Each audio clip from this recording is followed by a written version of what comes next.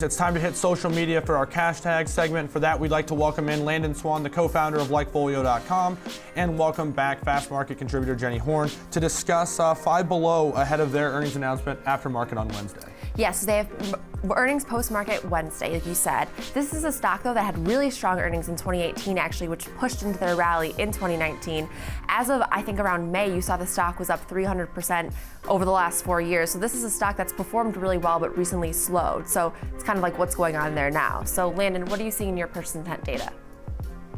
Yeah, so Five has been doing extremely well over the last few years, like you mentioned, and the revenue's been going up year after year after year. Very strong numbers from them, and we see it in our purchase intent data. I mean, you can see higher highs and higher lows. It is somewhat seasonal around Christmas.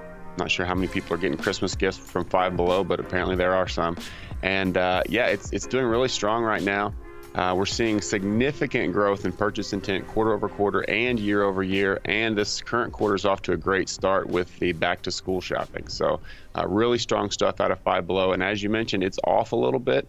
You know, it was at 120 last week before the latest round of tariff talks, and of course they're going to be affected quite a bit by that, and so now it's down around 113, 114, I believe. So the stock is off while the purchase intent is really cranking. So this is a traditional divergence for us. We like this kind of setup.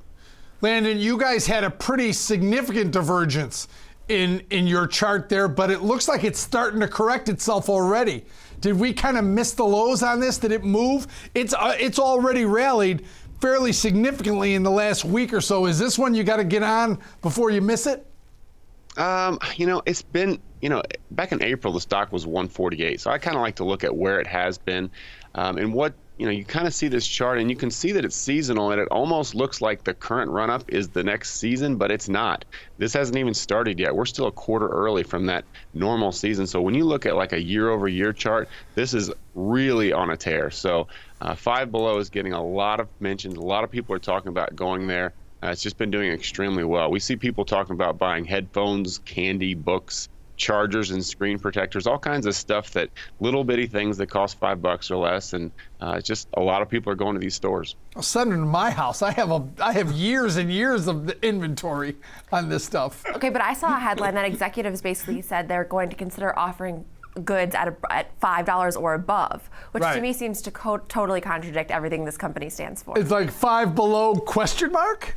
Yeah, exactly. Mostly that was Five Below. Or is it going to be approximately Five Below? How are they going to change their name? I don't know. I guess it's kind of like Dollar General sells stuff that isn't a dollar, so it'll be kind of like that, which to me is cheating. But I mean, people really like this company on social media. I was very surprised with the amount of positive feedback I saw on Twitter this morning. So our first tweet is from Mark, who says, Five Below with a positive recent earnings report of other retailers. In the upcoming quarterly report for Five and the increase of consumer tariff to 15% will make for an interesting day of action Monday to gauge how much tariff increase was already priced into shares.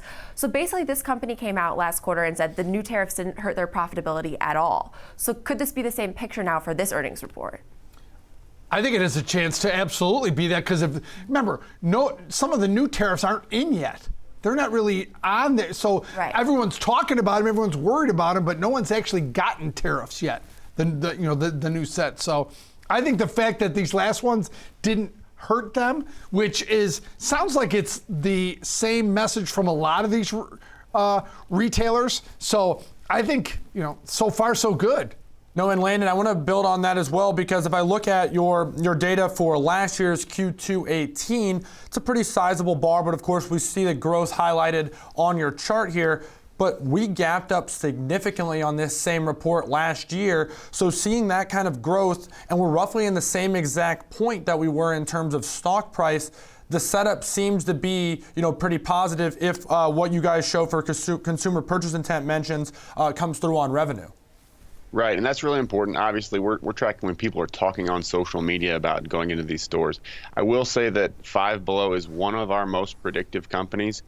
We've got a PI to our purchase intent to revenue correlation of 0.83, which is very high.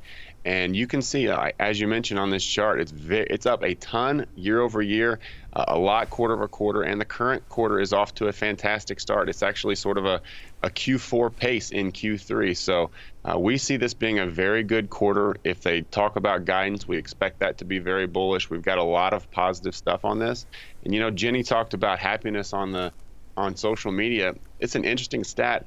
They're at about 80% happiness. So 4 out of 5 people who have an opinion, positive or negative, are talking positively on Five Below. That's higher than Dollar General, Dollar Tree, Target, Walmart, Best Buy, all of those. I mean, people are really enjoying their experiences going into these stores, and it's just fantastic data. So we're really excited about this. I think that, of course, the macro trends, all the tariff talk has to be considered, but the data is looking very strong. And if that ever does get resolved, if all these tariffs kind of get resolved, I think this is sort of a coiled spring ready to take off. So we're very excited about Five Below long term and short term. I think a toothpaste commercial just broke out here. 4 out of 5 really like it. I could tell that you liked that stat a lot. It made me laugh. Well, it's true. I mean, honestly, rarely do you go on Twitter and you see so much positive. Right. I mean, people love to complain on Twitter, and you look at Five Below, and it's kind of like good news actually for once. So I mean, I liked that. I think this next tweet is a funny one. Go ahead. And there was a lot of this same tweet. So our next tweet is from Miranda, who says, "I went to Five Below for the first time today, and don't ever let me go in there again. I was buying things I didn't even need." So this is kind of, I mean, this happens to me every time I go into any store. This sounds like when I go into Costco. I have Costco, one. Yeah, right. Target, the grocery store, anytime. But this was a general theme I saw. People are spending more money than they expect to in Five Below. And another thing we didn't mention is this is a stock that's kind of Amazon proof.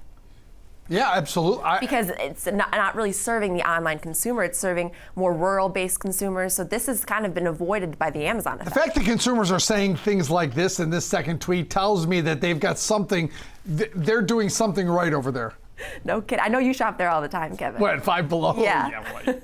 Landon, if we tie that into what you're showing on your data too, if they really are spending more per head and there's more heads talking about going there, that's going to be positive for the revenue as well. Absolutely, yeah. And I will say that, Kevin, I do challenge you to walk into a Five Below and have the idea of buying 1 or 2 things. The over-under is going to be 5 or 6 things. You don't even know what you're going to buy. You just go in there and you start picking stuff up because it's only $5. It's crazy. Yeah.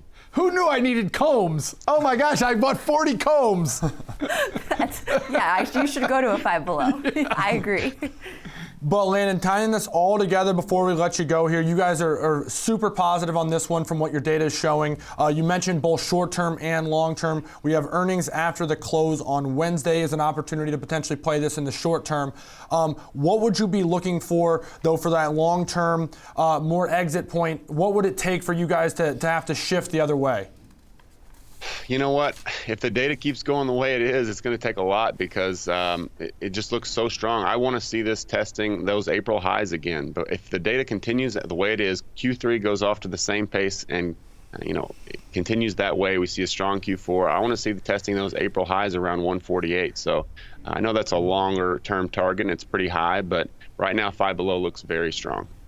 Alrighty, we'll look forward to this one on Wednesday after the close. But Landon, thanks for joining us on this Monday, and have a great rest of your day. All right, guys, thanks. Have a good weekend. Based on that, we have to trade this on Wednesday because that sounds like a pretty that's a pretty high recommendation. We will certainly come back to this one on Wednesday. Jenny, thanks to you as well.